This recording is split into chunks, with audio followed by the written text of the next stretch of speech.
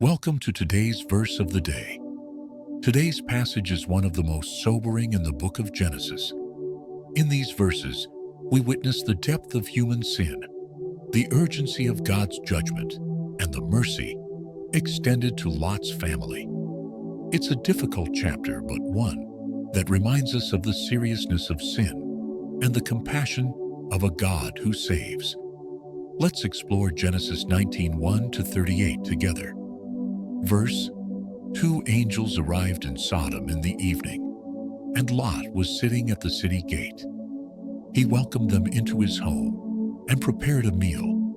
But before they had gone to bed, all the men from every part of Sodom surrounded the house and demanded the visitors be brought out to them.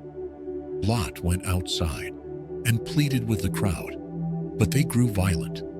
The angels pulled Lot back into the house and struck the men with blindness.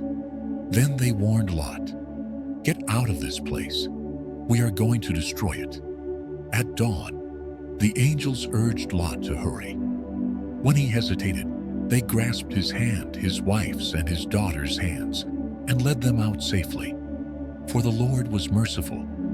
As they fled, they were told, "Don't look back." But Lot's wife looked back and became a pillar of salt. Lot and his daughters escaped to a cave in the hills.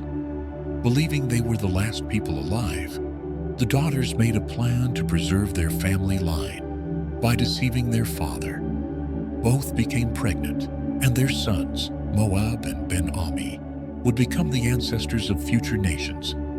Genesis 19 is heavy.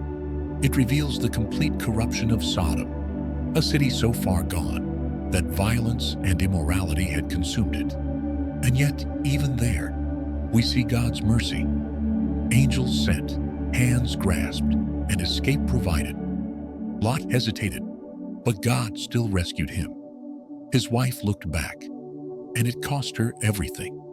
His daughters acted out of fear, not faith, and the consequences would echo into the future. Still, the overwhelming message is this: God rescues the reluctant, covers the undeserving, and offers mercy even in the darkest places. Are you hesitating where God has told you to move? Is there anything in your past you're still looking back toward, even when He's called you forward? God's mercy is not based on our strength. It's based on His character. But there comes a time when we must walk away from what He's judged and move toward what He's promised. Take time today to reflect. Where is God calling you to move and not look back? Thank you for joining me today.